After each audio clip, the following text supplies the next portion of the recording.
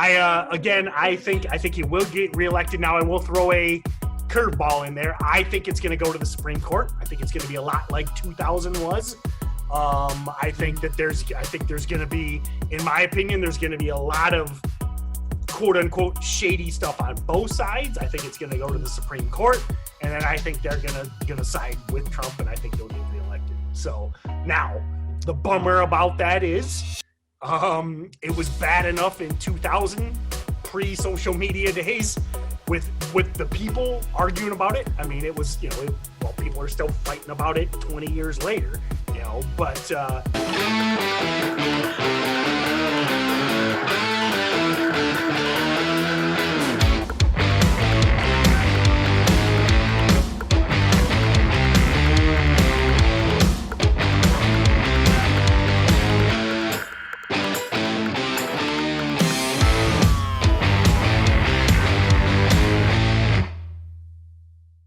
welcome back to the SteadyTrade podcast. I am Tim Bohen here with Kim Ann Curtin and Steven Johnson. We've got the whole team together, and our normal recording day is always Wednesdays of the week. Most of these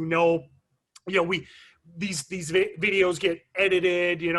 We usually have to cut out about, I think the average is 96.3% of what Steven says ends up on the cutting room floor. So it takes the editors weeks and weeks. It's like editing an Avengers movie to get all of Steven's incoherent rambling out of each episode. So that being said, usually we're a week or two behind, and today we're recording the day after the election, which is probably one of the most, I don't know if you call it weird or different or unusual, whatever your adjective is, for the 2020 election. No matter what side you come down on, I don't think anyone, whether you're in America or not, will dispute the fact that it is a unique time. So I'm sure I don't need to tell any of you, but I'm going to catch you up. We're recording at 12:45 on, the fourth day after the election. And as of right now, we kind of know some stuff and kind of don't know stuff, and it kind of keeps going back and forth as the hour goes on. So we're going to talk about that today. I think it affects the markets. I mean, markets are gapping up big. I said it yesterday. I said if we had a clear-cut winner, I expected the markets to gap up. I actually thought it would get ugly if we had this scenario. So I'm willing to admit I was wrong on that call. Wow. I thought the markets would run as long as it was conclusive one way or another. We didn't get that. So we're going to talk about that. We're going to talk about the markets. We're going to talk about, we've got Kim here. We're going to talk about the emotions of the uncertainty and the madness and arguing with your mother about who the winner is and isn't, which hopefully you're not doing. Be nice to mom. Keep your, you can yell at your friends and stuff, but be nice to mom. But and we'll probably get into some prediction stuff. It's always kind of fun to do those predictions and see where we're at. So welcome, Kim. Welcome, Steven. So. Good to be here, Tim. Thanks. Yeah, and I know I'm not American, but I'd just like to congratulate you guys on this very unique and special day to select the nomination for the leader of the free world. It's a huge responsibility. You'll not realize the global impact America's implications have around the world, simply for the reason of trade alone. Because if you guys aren't buying, because your economy isn't strong, the world isn't selling, because you buy pretty much most of the world's goods. But you also stand as a diplomatic standing point of in a guide of how the world should move forward. So it's monumental for you, but it's monumental for the rest of the world. And I just want you to know we're standing by you hand in hand. Thank you, Steven. It's true. I believe you're right. I'll jump to Kim and let her kind of talk about, again, the emotional state of the country. What is, Steven, you've been in Dubai up until, a month or two ago. Now you're in the UK. I mean, what is kind of the expat opinion on all of this stuff? No, I mean, look, it's, I mean, I don't know how political we can get, but it's a political podcast, I guess. So, I mean, I'll not give my opinion, but I think the general consensus around in England and Dubai is Trump is little bit outspoken, breaks the rules, says what he wants. But in an era where politicians have been corrupt, he's kind of the first man to break the trend and break the mold and be and say who he wants to be. So in some ways he is respected for breaking the rules, and in some ways he's mocked for breaking the rules. What's kind of disappointing is certainly in the Middle East, there is no strong media presence. But in England, the media is very left-wing, and it's kind of anti-Trump, and it's a shame because I feel like we should be more objective. Keep going. I'm just turning my light on. Keep going. But Okay. so I mean, look, how's it in Hawaii? Maybe the most democratic state of them all. Yeah, I think Hawaii, it's interesting because Hawaii definitely is democratic. But the other day I was at the canoe club, and we had watched a parade of cars with Trump flags. King Mahai Mai Club? Kauai High Canoe Club. Did you know that reference? King Kamehameha. Yeah, You're talking King Kamehameha? Yeah. Well, Is that real? what's that reference from? King Kamehameha. Yeah, he was the king. He was the king of unified all the islands. That was the club that Higgins managed, and Magnum PI was always running up the beer tab at. I didn't know that. It's been a long time since I've seen Magnum PI. All right, I'm going to rewatch it. I'll put it on my to-do list. Rewatch. It was, well, I'm not surprised because they're in Hawaii. So, of course, it would be called King Kamehameha. That makes total sense. So I was not a King Kamehameha Canoe Club because there isn't one. But there is a King Kamehameha statue about 15 minutes from where I live. So I'll take a picture and send it to you, Tim. Oh, I'd like to have that. So. On your wall. So anyway, that was kind of surprising to see the parade of trucks with the Trump flags. And then, we have this overlook spot up on a mountain. And I drove there, and this one man was sitting there with his truck with all his Trump flags. And I have to tell you, it kind of felt like he just wanted somebody to see him. And see, he was so proud. And, I know, Stephen was so diplomatic, but I'm not a fan of a lot of the way our president responds to things. So, but I still had this empathy for the guy because I felt like, wow, this guy is so proud of himself for doing this and tricking out his truck that I just felt like I had to say, good job on that, even though I'm not, a fan, but I just felt like part of that, I'm always looking for like the needs that people have, and when I look at that map of our country, it's like there's a whole bunch of needs that are not getting met by both sides of the political aisle. And that is what I really wish somebody could address. Somebody could come in and maybe from neither political party and help us address, because both sides don't feel heard no matter who wins. And that it tells us that there's something we have to address it. And the way we're treating each other, that has to change too, because, we're not going to move in the right direction. So anyway, that's my biggest concern is no matter who's going to win right now with this, very close call, we're going to have half the country not be in alignment with it. And that's not going to be good for us to move forward or to be the, leaders of the free world. So. Tim, I'm very, very curious about your standpoint. So I've got a million different opinions. My standpoint in particular to what, so. No, I mean, look, just what's your breakdown? What's your analysis of first of all, how you think and feel about the elections, and then also how you forecast it's going to affect the economy and the markets moving forward? Well, okay, again, obviously I always make a point to be very nonpartisan because, I think that's just the best way to be online because everyone's going to lose their mind over one way or another.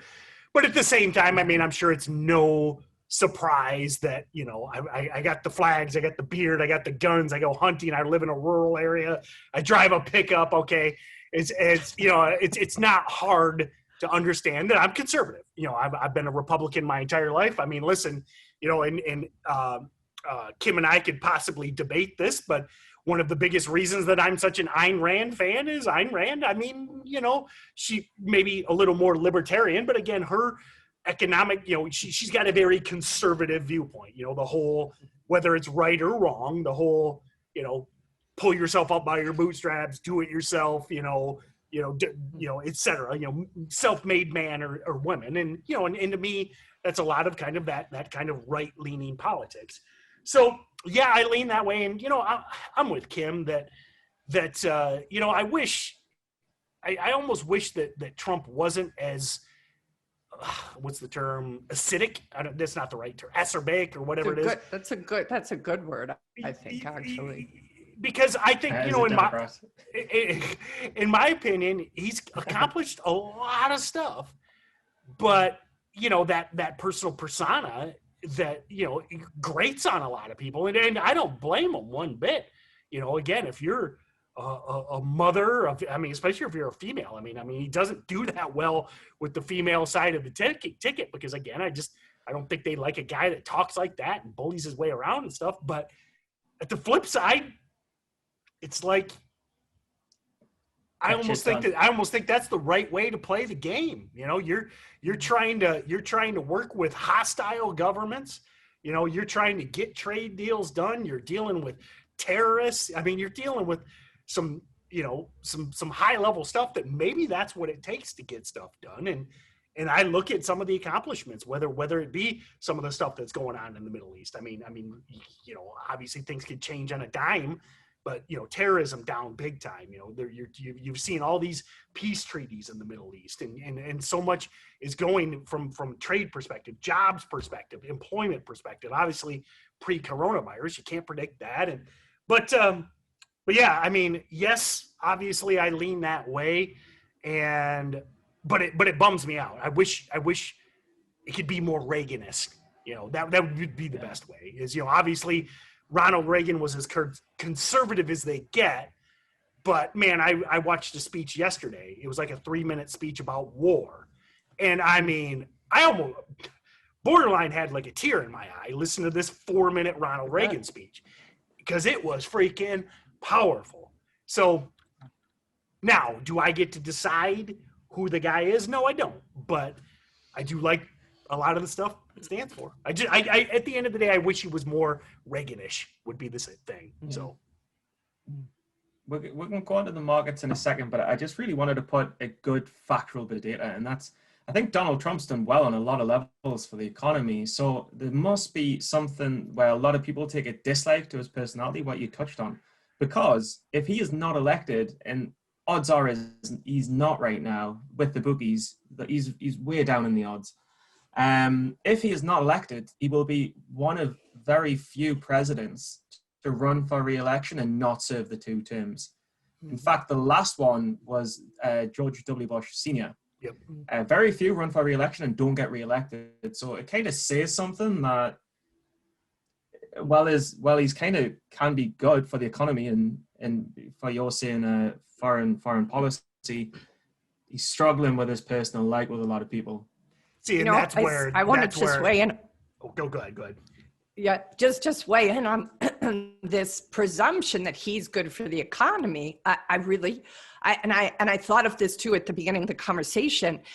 What if he isn't good for the economy? And what if politicians are losing their sway with the economy? Like the market, I almost feel is starting to, like what you spoke about, Tim, at the beginning, how the market currently is having this kind of a day in spite of us still not knowing. I almost wonder if the market is becoming this entity unto itself that is not as impacted.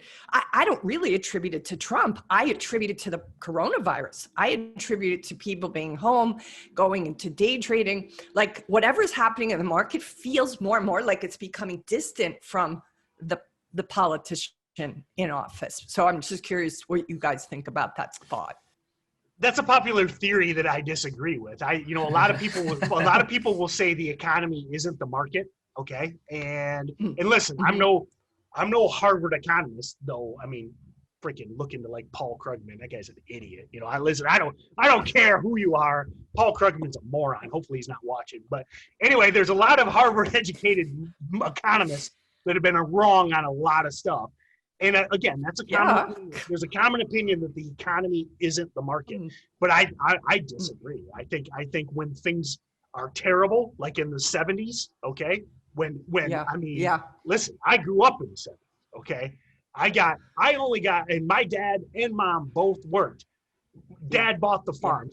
My dad paid his own mother 20% interest on a land contract to buy the farm, okay? That Holy mackerel. because of the risk. Remember, interest rates are a function of risk. His own mother charged him 20% to buy the farm from her. Okay, that was a weird time. We had the stock market crash of '87. Okay, I think they're way more connected than many people will say. And to me, let me see. Can I just clarify what you're saying? Because I'm not saying the economy per se.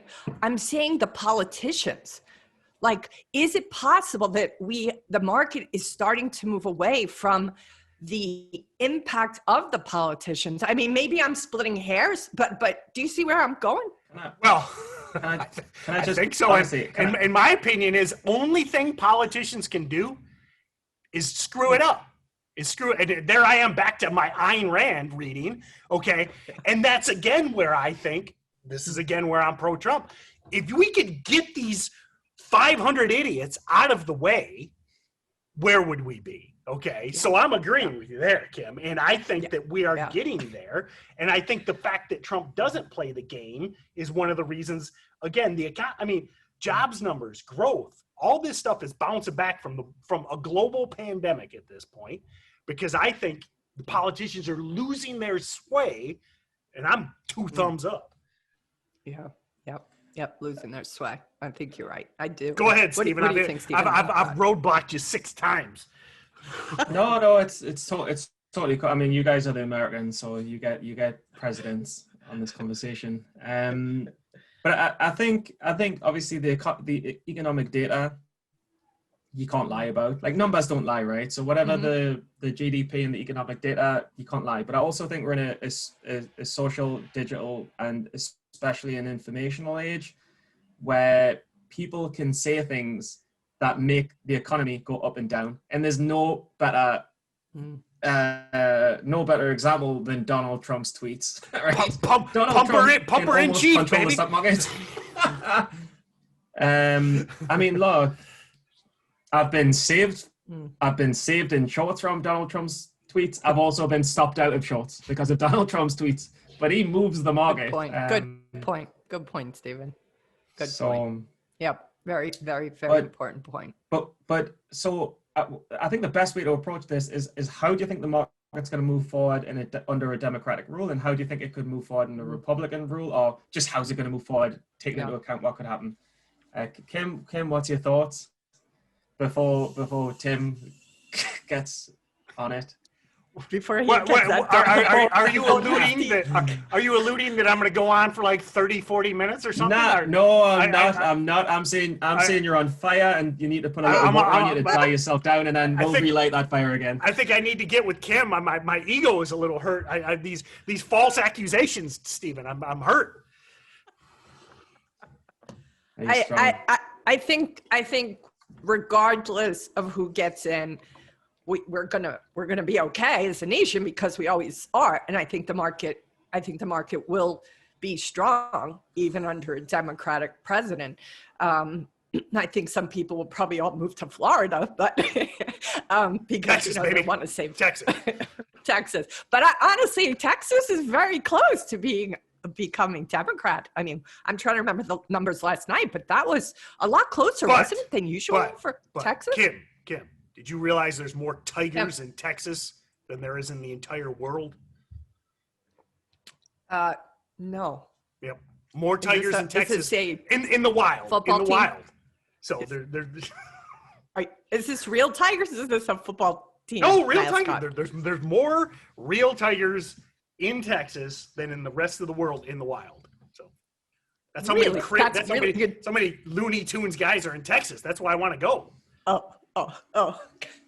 That's a fact. And another fact is, do you know where the best place to dance in California is? Do tell. San Francisco. Okay, you've told that joke too, and I still couldn't remember it. So. done it like 3 times on the podcast. It's terrible. But no state income tax in Texas too, and Florida. So yeah, but. Yeah, this is true. This is true. But most of all, what I'm concerned about is just how, regardless of who is going to win, we have a country that is very much not on the same page. And that concerns me because there's going to be a whole bunch of unhappy people, no matter what the outcome is. And they're going to all be very frustrated and disappointed or, in pain and angry and not feel heard or like their needs have been met.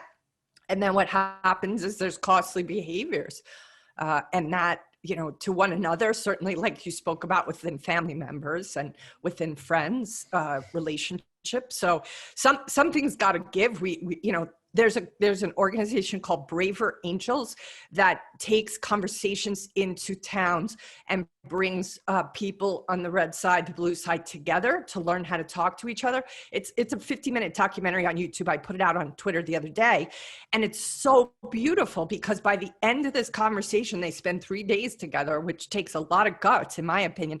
But through these two, kind of facilitators, they come out realizing that they are actually much more on the same page than they thought they were. And of course, there's some disagreements, but they're like, wow, I didn't see that perspective. They find a way to facilitate these conversations about very, very different topics, opinions on very different topics, and find that they're not all as far away from each other as they are. What they all agree on is that the media has polarized them even more. And so that I wish was happening across every country right now, every state in this country, because I think it would help us see we're much more in alignment than we realize. So anyway, I think we'll be okay either way, but I just don't like there to be leaders of any kind anywhere in the world that come across, not in tune to the needs of other people or being, the characteristics of a bully. I don't think that bodes well for the future of the globe. We need people who are emotionally intelligent. So that's what I want to see, So 2 points that you focused on that I was going to bring up when I need where's my Alex Jones hat? But I need a tinfoil hat for that. Somebody ship me a tinfoil hat. But I totally agree with a lot of stuff you said. That whole U-shaped idea. I'm sure you guys have heard of that. Like, people think, on the left and the right, they think they're like all the way across the U apart, but they're actually like right here, at the top of the U, and they're way closer than they are. And here's where the Alex Jones comes in is I just think that, and this is one of the things that I want you, the listener, to be conscious of is I think, the social media companies are playing a game with you. And I think that if you were back to the Reagan era in the 80s and you were strictly seeing the results of what was being accomplished and you were seeing the Berlin Wall come down, or maybe these, by contrast, a lot of these Middle East deals that, who knows, maybe people are listening to this podcast, they don't even know about these Middle East deals that I'm talking about, okay? They probably don't, and no offense to the listener. But I think that the social media companies they're gamifying you. They're playing a game, and the reason everyone is so outraged is that the algorithms, man, they're screwing with you. And listen, there's a reason this might be something a lot of you don't know. I mean, like Mark Zuckerberg, all of these Silicon Valley people, they don't let their kids on their networks. They like, it's been that Zuckerberg is like, doesn't let his kids on Facebook. Okay. So, because he knows what the AI is doing. He knows what the algorithm is doing. And that would be my biggest point I would make before we move on to predictions is, really, pay attention to what matters. Okay. What really matters. And again, do you have a job? I mean, go back to the 70s and 80s. Okay. I mean, do you, I mean, I see help wanted signs everywhere. Okay. I'm in the middle of nowhere. I talk about these stories, construction in this rural area where I am, booming. I'm trying to work on this home office remodel. Okay. I can't get contract. And I'm friends with them and I can't get them here. They're booked up for months, materials backward. And now a lot of this is coronavirus. Sure. but things are booming, and focus on what matters. Okay. And not, and if anything, really filter your social media use. What I would do is only follow StocksToTrade and SteadyTrade and, exactly. and Steven Johnson. Steven Johnson. Yep. Exactly. Because and trust maybe me, me, Kim and Kurt. and Kim, don't follow me. You'll get no value from me. I'm just, I just yell at short sellers all day long. That's all I do. So you do now. You put out very nice quotes sometimes. I like those quotes. Some quotes, some rants. You can follow us in SteadyTrade and you'll be good. Fair enough. So, but the dude gives gold on Pro though, so we'll let him off. He gives some pretty gold information on StocksToTrade Pro, so he makes up for it on the internet. It's all good. Thank you. They say, you say this all the time about Twitter. You're saying it's a cesspool, right? And it is kind of a cesspool. And every once in a while, something good comes of it.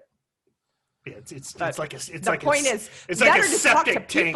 It's like a septic tank. Every once in a while, a diamond ring floats to the top, but other than that, it's a septic tank. That's a great metaphor.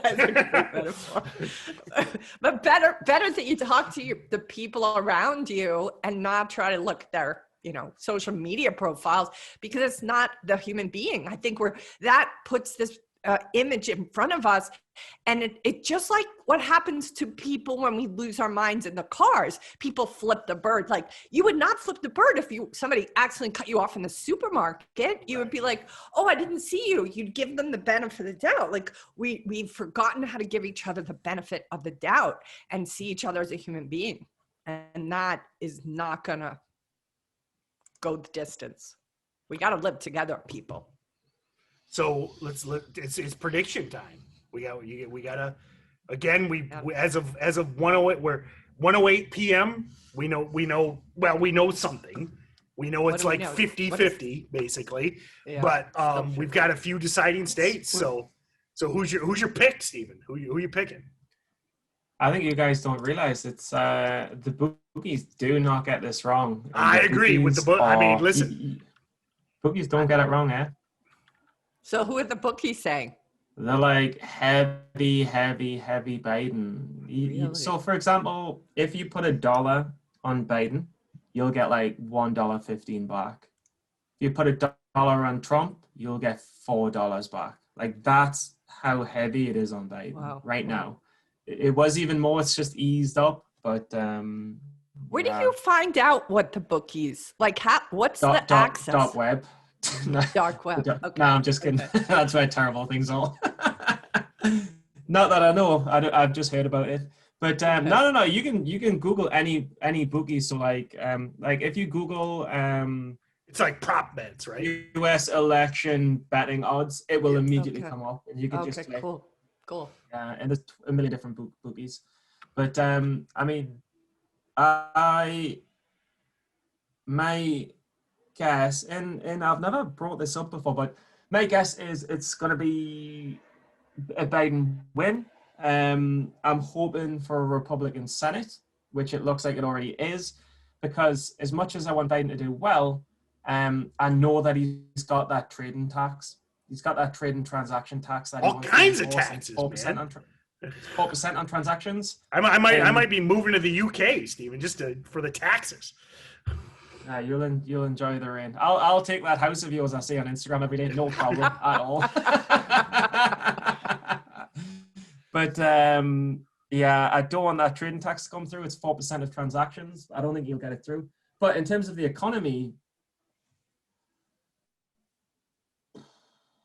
I mean, if coronavirus hasn't sank the economy, I don't know what will. So I can only project. You stole my quote. Yeah, I didn't realize I made it up, but I mean, it's just great minds think alike. I'd like to think, Tim. But I think the economy will boom. I think the markets will boom. I think that there'll be extremely brilliant volatility, as there always is in November and December. It's a great time to make money, as are January and February. And I mean, it's just swings and roundabouts. So I'll finish with this. When the economy goes well, Obama said he inherited something terrible, but then made it good. And then when Trump comes in, he says he inherited something terrible and made it good. And then when Biden gets in, he'll probably say he inherited something terrible and made something good. And there's a funny quote when it comes to leaving jobs and quitting things. And it's whenever you leave a job, like in public office, they will always tell you to write 2 letters. The first letter will be blame everything on me. And the second letter that you have to open before you leave is write 2 more letters.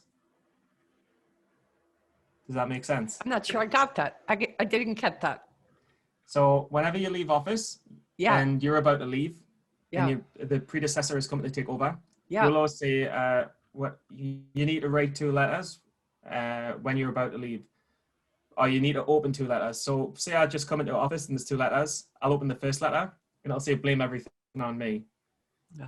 And then I'll blame everything on the predecessor. And then I'll open the second letter, and the second letter says write 2 more letters, which basically means it's a cycle of everyone blaming everything on each other. Yeah. That's It's just politics, which you want, Wouldn't it be nice? which is the exact opposite of what Jocko would say. Wouldn't that be awesome if we had somebody go in there who was willing to take 100% responsibility and not blame anybody else? I mean, I think we'd all pass out. I think we would. But that's what we don't have, and that's probably why it keeps going on in this. You know, what is it? What it called? Circle jerk? I don't know. It's not a bad word, probably, but. Anyway, that's what it feels like a little. So, Stephen, you're going with Biden, and then but the market and the economy just keep rocking. In short, has to, doesn't it? Okay. I'm just going to give all them stimulus packages, right? He's going to give tons of stimulus packages and boom the economy and all the more traders and all that. So yeah, it'll be fine. All right, Kim, your turn. That's me, yeah. And I think I'm in the agreement with Stephen.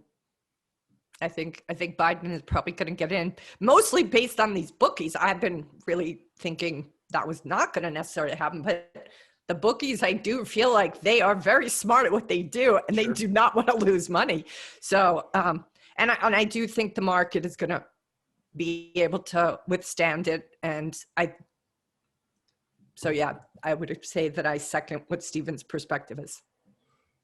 Okay, so, I mean, again, probably no surprise. I'm going to say Trump gets reelected, mainly because I want to argue with both of you. You know, I always say, probably a close second behind reading. My second favorite thing to do is argue. So I just don't want to agree with either of you. So, but that being said, I think he will get reelected. Now, I will throw a curveball in there. I think it's going to go to the Supreme Court. I think it's going to be a lot like 2000 was. I think there's going to be, in my opinion, there's going to be a lot of quote unquote shady stuff on both sides. I think it's going to go to the Supreme Court, and then I think they're going to side with Trump, and I think he'll get reelected. So now the bummer about that is, it was bad enough in 2000, pre-social media days, with the people arguing about it. I mean, it was, people are still fighting about it 20 years later, but so that's the it's not 20 years, but it feels like 20 years. Yeah.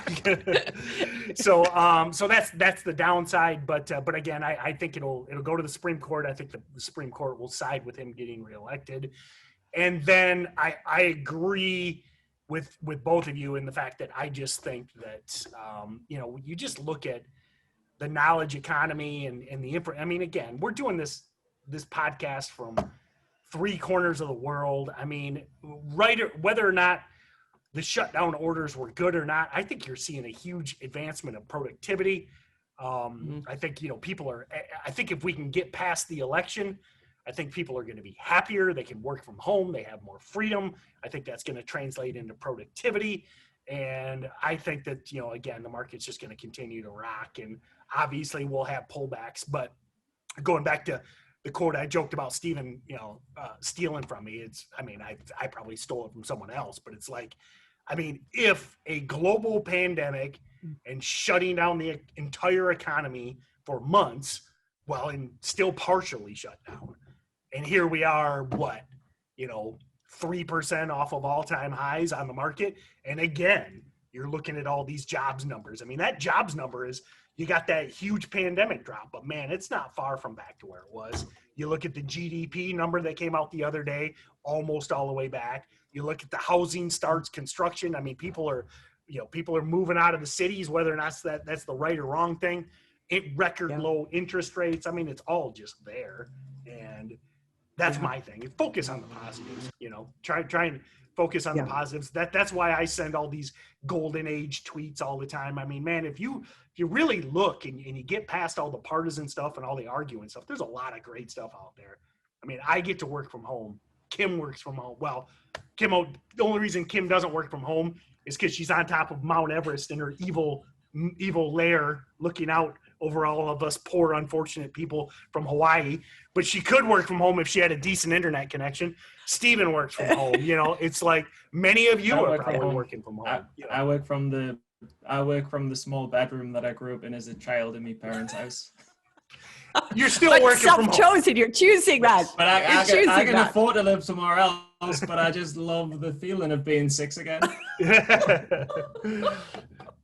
When the market closes, do you sit there and like read comic books in your pajamas or not? And have cereal with lots of milk. And just top it up and top it up and top it up. Until there's no milk left. And put like sugar on your sugared cereal and like. Exactly. Remember that? We used to put sugar on our cereal. I definitely did that. It makes my teeth hurt thinking about it. I'd put like sugar on on Fruit Loops, which is just like marshmallows. It's just marshmallows and you're putting sugar on the marshmallows. My favorite was Wheaties with hot milk and sugar. That was like, heaven. It was Wheaties. Good. Wheaties. Yep. I was a Wheaties girl. So the good news is, I guess we'll take this home. The good news is no matter who wins, we are all optimistic. And I think that's the right way to look at it. And, and at the end of the day, you talk about the machine. I mean, I don't know. Before you lose your mind and yell at your brother or your cousin or your buddy from high school, how much ever really changes, Candidates come and go, and if you just that's right. My thing is back to the whole Jocko philosophy, and if you don't know Jocko Willink and his podcast, listen to that before this podcast. Get his books, for sure. His number one thing is control what you can control. And at the end of the day, that's you. You work hard at your job. You study the chart patterns. You put in the time. You watch the webinars. You read the books.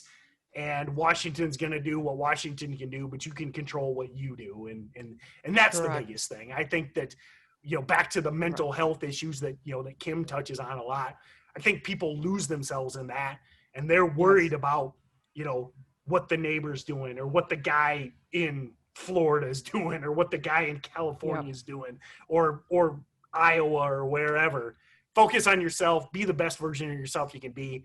Try and be better, faster, smarter, stronger every day, 1% better every day, and just be the best person you can be. And I think things will pan out in the end. So that being said, at least people voted this year. At least people voted. Like, this was the biggest turnout, they said, since 1908. So that feels positive too, that people are engaged again, people going forward with their opinions. And that's the most important part of our country, I think, is that people are voting and engaging again and running for office. All these people that are, not ever thought about politics before are plowing into that. And that, I think, will change everything up too.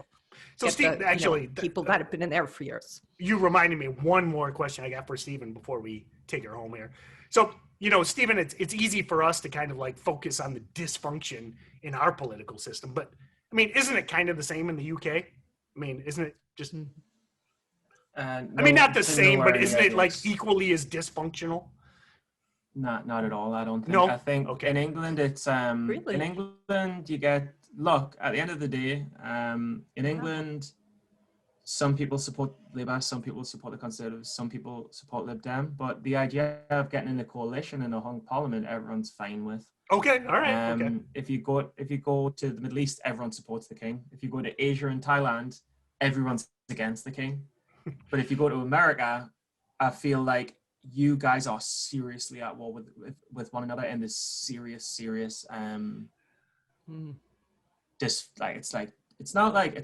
just you guys are so pro-Democrat and so pro-Republican that you guys, it's almost like you hate each other and you're so divided, but, I think but some you've got people the best do. country in the world, so you should be so together. Exactly. But like, you've got the best country, you've got the best circumstances and the best situation, yet you're at war with each other over the best economy and the best circumstances. You're at war for it. So it's that's we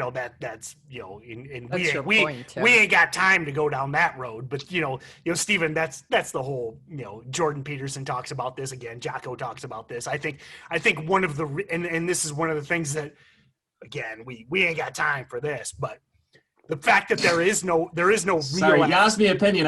You asked me opinion. There's such limited adversity out there that people look for problems, man. It's like, I don't know. So, easy times or what is it? I always screw it up, but soft times make soft men make hard times, hard men make soft times, And I just think we've had so many years of prosperity, and with so many soft men that we're now we have to endure these hard times. So, but the hard times make hard men. So just like when you come to the US and you're going to split wood and pick up rocks. I feel like you make me hard, but not in that way. That is terrible. I didn't even mean it like that. Remember, like I said, we got to cut out 96% of what you say anyway, so that'll end up on the cutting room floor. So. You see, you made that happen, Tim. You laid the unconscious, bait, and he just ran with it. You were like, come to me house, we'll do some masculine stuff, and then I knew what you meant. But it did not sound so great. No. So on that note, we'll end this podcast. Thank you, Kim. Thank you, Stephen. And ultimately, definitely, as always, check out SteadyTrade.com. And I think, the one biggest takeaway from this is, whoever wins, I think the markets are, I've talked about this new normal. Steve and I have talked about this, the volume is just, this last week we didn't have that volume, but I think it's going to come back. There's never been a better time to be learning this niche. And I just think that the market is just going to keep rocking, and the volume's going to be there. The plays are going to be there. And it's just a great time to be getting into trading. And we really appreciate you guys listening to this. I mean, I know this wasn't necessarily any like nitty gritty how-to technical patterns or any of that, but this stuff affects the markets, and we'll see. So thank you, Kim. Thank you, Stephen. To everyone out there, we'll look forward to seeing you next time. Head over to SteadyTrade.com for any links that we mentioned, to subscribe, share these with your friends, and we look forward to seeing you in the next time.